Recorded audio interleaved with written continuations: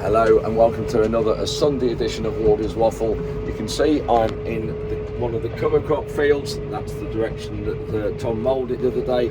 I've got the rolls behind, and in this update we're looking at the cover crops. We've started to incorporate them with the solo, but because we hadn't done anything to them, there was a lot of material going through the solo, and we thought it was going to leave a lot to block future machines. We've tried cutting with a back wing, folding wing cutter. That hasn't done too good a job. We've tried rolling it same way as a solo, and it hasn't done a good job, but we are finding rolling it a different direction is working. So we look at all that in this update.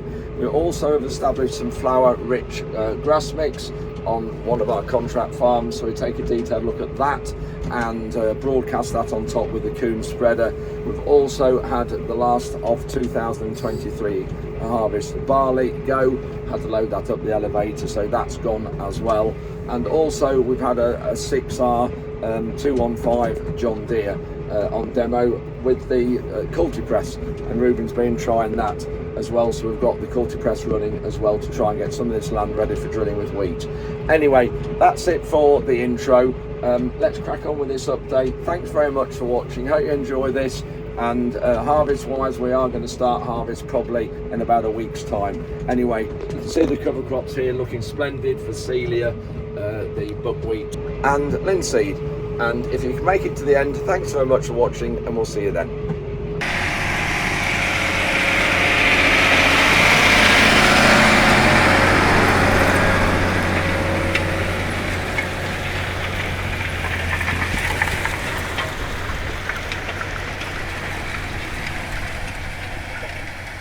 It's Thursday morning, and you can see the old faithful Kuhn Aero pneumatic spreader with us.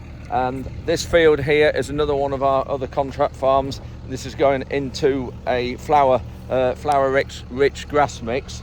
It's about 5.5 hectares. It's a real foul field. It's not drained. Just under £800 a hectare for that indefinitely. So the spreader I'm using to put the seed on is a few years old. Some of you have seen it. I'm just turning these deflectors round, because you can see here they'll spread it down. I've been spreading slug pellets with this, so now to make it spread a bit further, you can see you just put them the other way up like that. So you just undo these two clips there like that, open those out, and I get that on, there we are, and it'll spread up here and spread it a bit further, because obviously when it's down like this it'll only spread a certain sort of distance, and if I'm not quite right driving, because the GPS isn't working on this tractor, then now that that's turned up, it'll spread a bit wider, and if I'm not quite driving right, hopefully it won't miss it.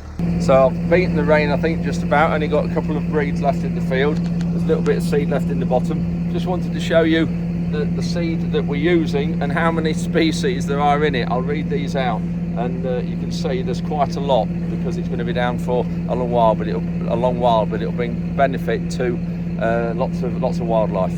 So I've had to put my glasses on to read this. There's 19 different species in here altogether, 19, and 7 of them are grasses, the rest are wildflowers. So we've got grasses: creeping red fescue, hard fescue, smooth stalk meadowgrass, Wagoner chewings fescue, Southland's crested dogtail, Highland bent grass, chewings fescue, and then the flowers, we've got bird's foot trefoil, black medic, rosette red clover, Lupina sandfoil, vetch, yarrow, black knapweed, oxeye daisy, common sorrel, wild carrot, self, heel, wild campion. That's all your mixes. So there you go, that's the mix.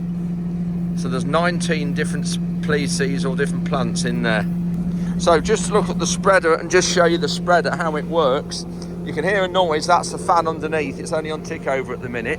But what happens is, the metering rollers are there, and you can just see at the back of the metering rollers there, you can just see the seed. So they turn the seed out underneath. It drops into these cups. There's 8 cups on each side. There's a cup there. So this is a really good one to show you. So as it drops the seed into the cup, the fan at the back of that will be blowing the seed round the tube here, through here, hit the deflector that I've just turned round, and spread it up.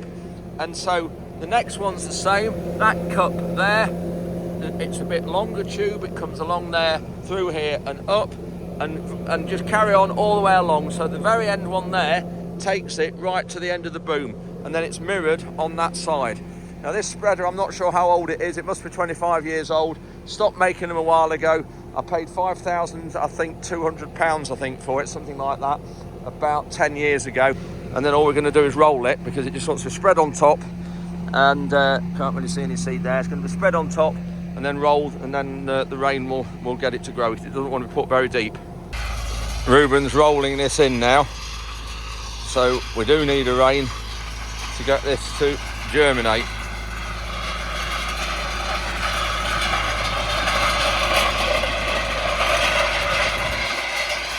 Doing a really good job. You can just see it levelling it out a little bit, crumbling the surface.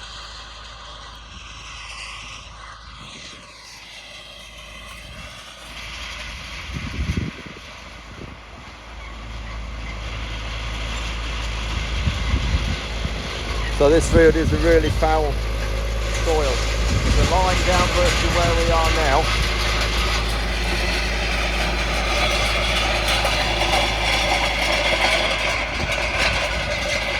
See, it's doing a really good job there, going nice and steady. There's a line down here where we're stood here. To the left of that roll is some really awful dark soil. And then to the right you can see it's a lot lighter colour. And I think there's a lot of stuff buried under here on the left, because Fullbeck Airfield's not very far from here. Only about a quarter of a mile, and that was used in the Second World War. And there's a lot of air raid shelters and army stuff, I think, buried under some of these fields. And I think this is maybe one of them. But doing a really good job there. We just need 10 millimetres of rain to set this off. That's just covered it enough. We're just actually wondering, we're going to try, Rueben suggested it, and I did think and wonder about it the other day, but it's a good idea, I think, of Ruben, to try the rolls on the cover crop to see if it'll roll them over and break them a little bit, and just instead of cutting them, use a lot less fuel, a lot quicker, and it might make the solo go better. So we're just going to try the rolls on the cover crop. So Ruben's been in here with the rolls to roll this. You can see it's laid it down, the cover crop, but it's not really made any difference, I don't think, to the soloing. There's a lot of material here. It'll be a good job done, this will get it all opened up ready. So it's all been mould. There's the lines from the mould drainer. So Tom's going across at an angle, you can see from there. So the soil won't drop down there and fill out the drainage channel down at there, so that'll be fine, it won't do that. There's a lot of stuff here. I'm wondering if we ought to culti-press it at an angle that way, and it'll spread this out a bit. One of these things, you've got to try different things when you've got soils that like this, and wet conditions, when wet soil dries out, it always goes like this. I'm actually just wondering, when you look at this cover crop, when the rolls have been over it, how it lays it down.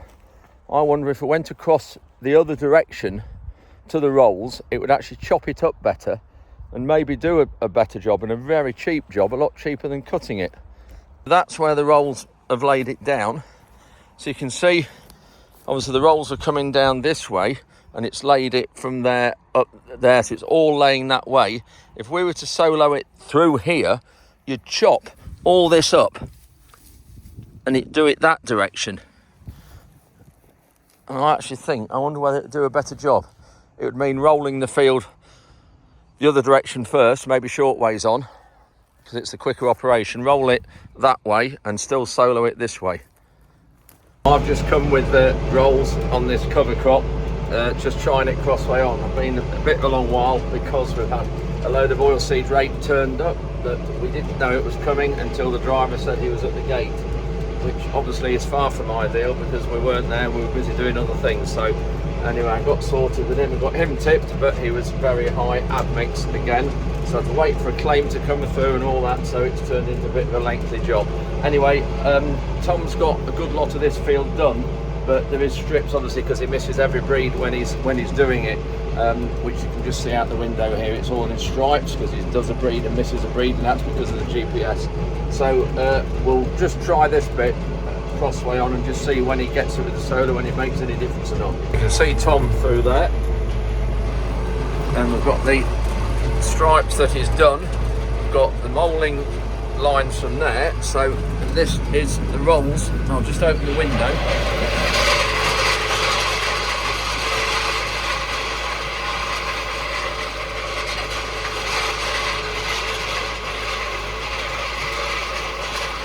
You can see here's what the rolls have done. Now they've just pushed the lumps in, looking at that. So they've laid the cover crop this way.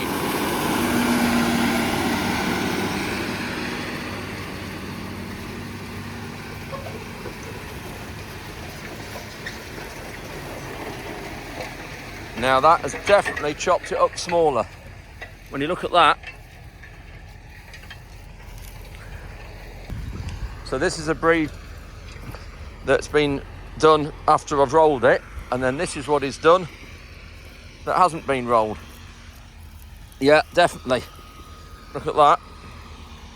How long that is against here where it's been rolled. Look at the difference in size.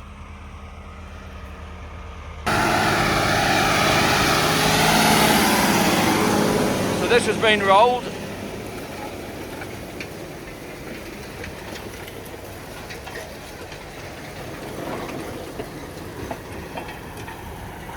So I've just come in the next door field to get started. I'm leaving some of that there not done, because if we are going to do this, we need to be a whole field in front. We've got to get this field finished crossway on before Tom can start it and do it long ways on. So we're actually going to make a difference in chopping it up. So we're going to see. But obviously, if we'd got a direct drill, a disc drill, we maybe wouldn't need to be doing this, because the disc drill would chop through it as we're putting when we're drilling. So this is the main reason we're doing this, is because our Simba drill doesn't like it when there's a lot of rubbish, a lot of residue, and we've got this new weaving sabre tine coming, which is a tine drill, a lot wider spacing than our free flow drill, our Simba drill, but we're not quite sure what its capability is. So anyway, we're going to roll this and get this soloed and chopped up. Nice to see some dust. So I think Tom's got one more breed of the headlands. That's the outside of the fields in there. When he does the outsides, he starts on the inside there, and then of course works towards the outside, but it's all only possible because of GPS. He's got it all set in for the machine width. Anyway, I've got this field all rolled. You can see the lines there from the moulling. It hasn't done such a good job quite here rolling these, because it's a bit thinner and there's a bit more buckwheat and linseed than there is vetch. That's linseed, but it has laid it over. You can see how it's laid it sort of from right to left. So Tom's going to be soloing it that way, which will go through all these and chop them up. So hopefully it'll be better. But yeah, that's the whole field, 45 acres rolled in about, don't know what I've done, it is an hour and a half maybe. And then Ruben's coming in with the culti press tomorrow on these to bring them down and then leave them ready for drilling at the end of September. So you can see the cover crops laid sort of flat to and from me when you look down there. Here we have Tom crossing it with the solo, and you can just see by what he's done here, there's hardly any cover crop showing. It's made a huge difference doing it opposite way on.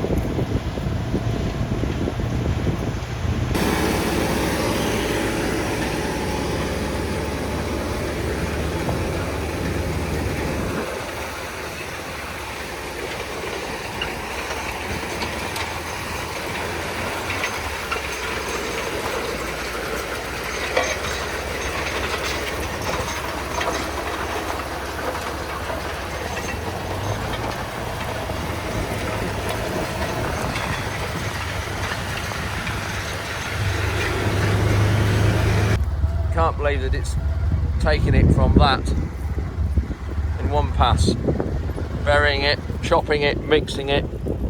That would be fantastic. 2 months on that, wet and dry, bit of rain, drill it towards the end of September. Fantastic. The whole length of that tractor is about 25 metres long, from the front of the tractor to the back of the press. But Tom handles it really well. When you look around the corners, it flows. Looks really good.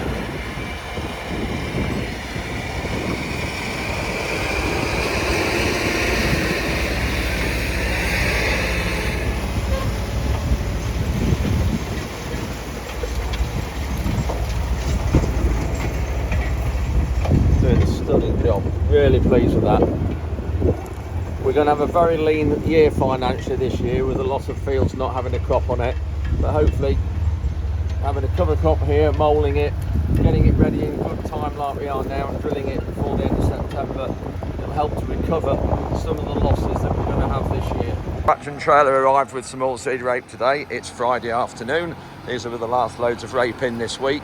We have started in this other shed now, shed 5. This is the shed that's got the drying floor on. So we've had a lorry in here this morning with that. So we've got 2 trailer loads, so one's going there and then the other one's going here. That's it, that's a nice clean one this is. 1.7% admix, which is great against the side of this one that's a fair bit more. So really good that, it'll mix in. That's it, soon tip that. It's about 15 tonnes on there, 16 tonnes. We've got some barley going this afternoon, and this is the last barley from last harvest.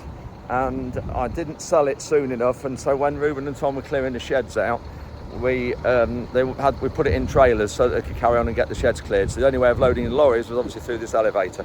So this is what we're doing here. We've got about only 12-13 tonnes in this trailer, and we've got another trailer as well. I need to just stop that off because it's running too fast now, running over the side.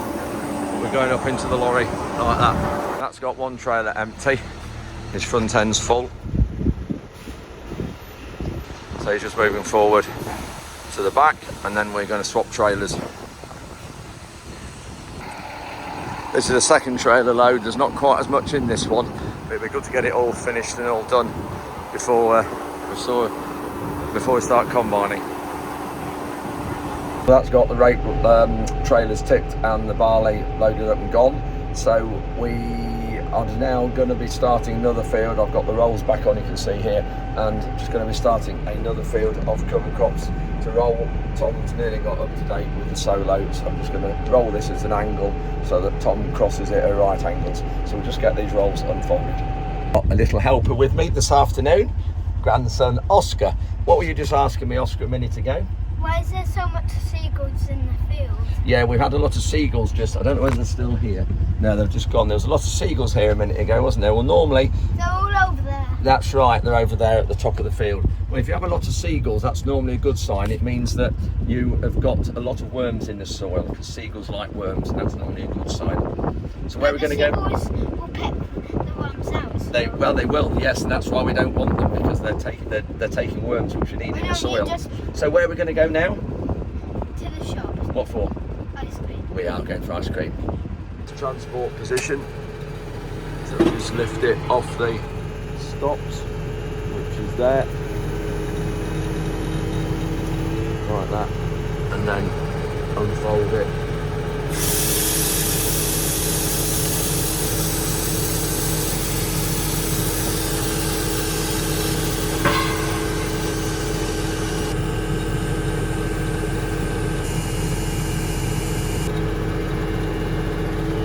Now fold it forward on those 2 main rams there,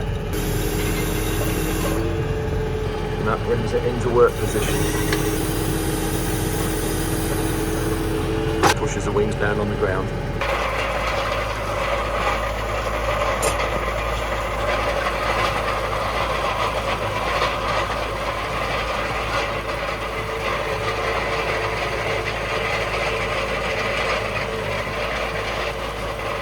Saturday morning, and I've just come into one of the fields that Tom has soloed, and we've got a John Deere 215R excuse me, on demo just for a couple of days, just pulling the cultipress, because eventually we need to swap the Case Puma and the Fastrac. We're going to swap them for one tractor, I think, and the 215 horsepower John Deere is probably the one we'd go for.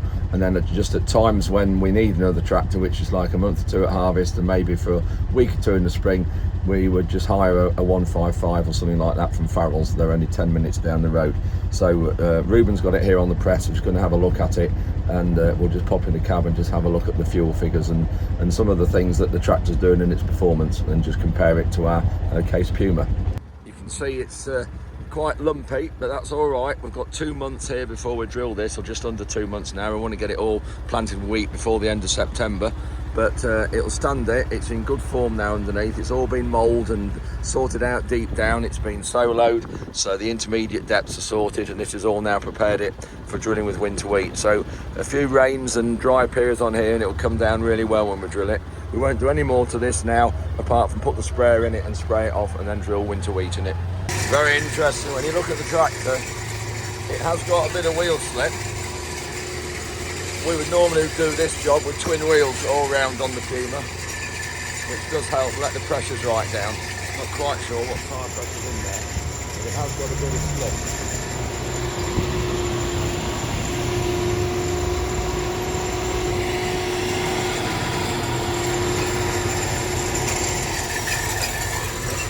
We haven't got a tine in this outside spring because it's very near the edge and it boils lumps out. When it's lumpy like it is here, it boils lumps out and then it creates a line of lumps on the outside, so we really don't get it. They don't smash them, so we take it out when you're in rough conditions like this. But you can see how the tines are bringing all the lumps to the surface, which is what we want. They act like a comb really, and bring the lumps to the surface so that the rings then break them. We have got levelling boards in there and they're only just touching the surface, those steam-mounted springs in front of the rings. And the reason why these dishes, the rings, are intermeshed is so that the lumps don't escape them. What the front line of rings won't smash, the back line do. So when you turn, you see you just cock it back on the linkage there, lift the tines out. Ruben's doing that from the cab, and then just drop it in again for work.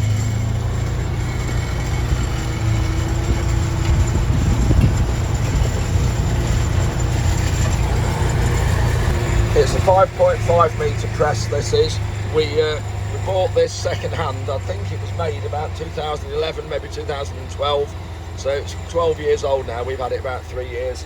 I bought it from Scotland and I think it paid about 16 or 17,000 pounds for it. So really good, pleased with this. We've been using these a long while, these type of machines. That's the line down there. You can see to the right of the screen. So from there that way, Ruben's done it. And this is where Tom has soloed it with a single press on the back. And the thing is, when you look, you think there isn't much difference in the workings there, but the solo has buried a lot of lumps. If you look here, there's a big lump there. Well, you see the culti press that Ruben's using will fetch that out and break that. So when you come and look here, there aren't any big lumps. They're all smaller lumps that will stand the weather. Look at these, you see, they've all but broken down. And you can see there, where you've got a dark spot, that will have been one big lump that the rings has broken into lots of little pieces. You can see here how that's all broken, and it will just stand the weather. Now, this soil's about 55% clay, 30% silt. It looks rough, but it is, but it'll be fine when we come to plant the crop in here. So this particular field was one of our worst for blackgrass about 11 years ago now, 2013, and this is an overlay of what the field looked like. It was just horrendous for blackgrass. There was that much of it in here, and to get rid of it, what we've done is we had it continuous spring barley for about 8 or 9 years, and that enables us to kill the blackgrass when it's germinated in the autumn with glyphosate or Roundup, and also we do it again in the spring before we plant the spring barley. And that way, and spring barley is really competitive as well, so it stops the light getting into the blackgrass because it grows really quickly. So any spring germinating blackgrass doesn't have a chance to get hold because the barley is so quick growing. So that's how we've managed to get hold of the blackgrass and deal with it. And you wouldn't normally drill wheat on this land early like we're going to do. We're going to do it before the end of September, because that really doesn't help blackgrass at all. That encourages it to grow. And hand roguing as well. Don't forget hand pulling with a team we've got every year, sometimes 2 or 3 times in about a month. This field will have had that to control it. So it's been a really difficult field, this one, but it's in a continuous wheat situation. So for us, on our heavy soils here, our difficult clay soils, wheat after wheat after wheat every year, once you've got past that 2 or 3 year issue year where you get take all, which is a root disease, once you get past that and into years 4, 5, 6, 7, keep going, and we can get some good yields on here. Talking about harvest, we haven't started harvest yet.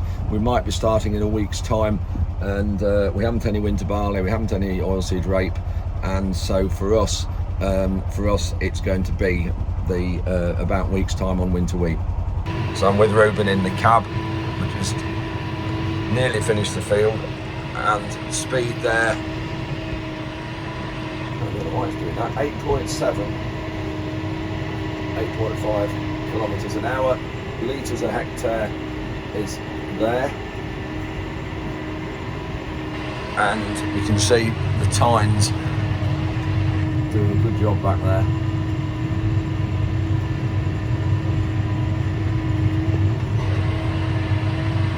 So this tractor's got the sunroof but not the pano roof, got the Command Pro gearbox as well, 215 horsepower.